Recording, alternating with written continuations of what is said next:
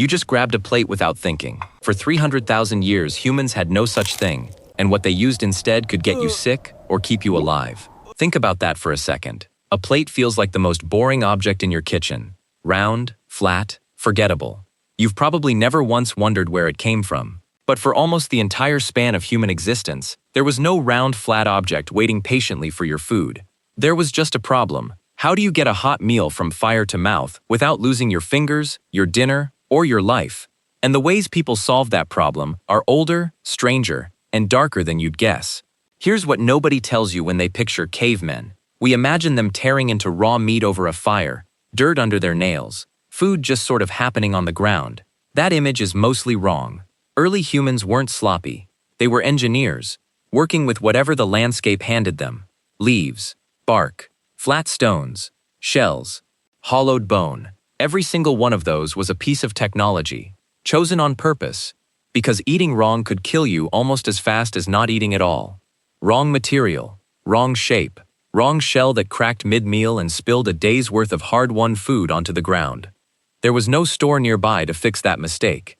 Here's where it gets specific. Along the coast of South Africa, in a site called Blombos Cave, archaeologists found large abalone shells dated to roughly 100,000 years ago, used as mixing containers for pigment, and researchers believe the same shells were likely repurposed for food and liquids. A shell wasn't garbage.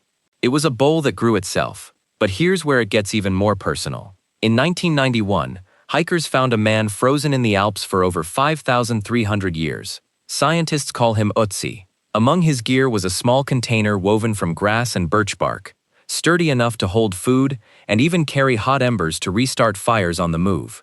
No ceramic, no metal, just bent bark and grass, engineered well enough to survive over 5 millennia in ice. That's not primitive. That's just a different kind of advanced. And here's something even stranger. The oldest pottery ever found isn't from Egypt or Mesopotamia, where we're taught civilization begins. It's from a cave in China called Xianrendong, and fragments there have been dated to roughly 20,000 years ago. Thousands of years before agriculture, before villages, before anything we'd call a settled civilization existed. Hunter-gatherers, still chasing herds across open country, were already shaping wet clay into vessels and firing it hard. They needed something to cook in and eat from long before they needed something to farm. Here's the thing that should really bother you.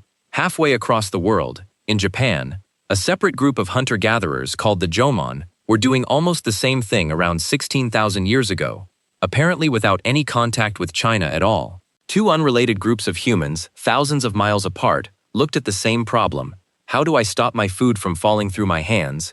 And arrived at the identical answer: bake the mud. Here's another one you're probably still doing tonight. Long before anyone baked clay, the original plate was simply the flat loaf itself. Ancient Egyptian and Mesopotamian flatbreads were torn open and used to scoop up stews and grains. The bread was both container and food, all at once. That habit never actually died. It just went global. Injera in Ethiopia, roti in India, naan and lavash across the Middle East and Central Asia.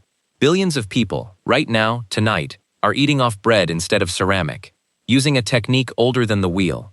But here's what nobody talks about, and this is the part that changed how humans related to each other. Around 12,000 years ago, in what's now the Middle East, a culture called the Natufians began carving stone bowls for shared meals. Eating together, out of a common vessel, meant food stopped being just fuel. It became social, a negotiation, sometimes a fight. At Göbekli Tepe, a nearby ceremonial site roughly 11,600 years old, archaeologists have even found massive stone vats that some researchers believe were used for large batch fermented drinks, shared communally during gatherings. Though that theory is still debated, whoever controlled the bowl, or the vat, controlled the room. Power at the table is older than the table itself. Now here's where it gets darker. Skip forward to medieval Europe, and you'll find something genuinely unsettling: the trencher. A thick, days-old slab of stale bread, cut flat, used in place of a plate. Meat and its juices soaked straight into the bread underneath it, turning it into a dense, dripping sponge. And when the meal ended, that grease-soaked trencher wasn't thrown out. It was handed down to the poor waiting outside the hall, or fed to the dogs under the table. Sometimes, if you were poor enough yourself, you simply ate your own plate afterward, soaked juices and all. Your dinnerware and your dinner were the same object. Eating well meant eating twice. And it gets stranger still. Some medieval households kept the used trenchers for days, stacking grease-hardened bread like dishware, reusing it meal after meal, before it was finally given away. Wooden trenchers, when they replaced bread, weren't much better. They were carved with a shallow depression on top for your portion and a smaller hollow on the side, specifically for salt, because salt was expensive enough to need its own dedicated compartment on your plate. Think about that next time you shake it on for free. Zoom out, and it gets uncomfortable in a different way. That system split people by class before a single word was spoken at the table. Lords ate off pewter or silver. Servants ate off bread that would later feed someone even hungrier than them. It wasn't until mass ceramic production took off in the 1700s, factories like Wedgwood in England turning out cheap, near-identical plates by the thousands, that an ordinary plate became something an ordinary person could simply own, no lord required. That flat white circle sitting in your cupboard right now is a luxury item that got cheap enough for everyone to forget it was ever a luxury at all. Then it happened again.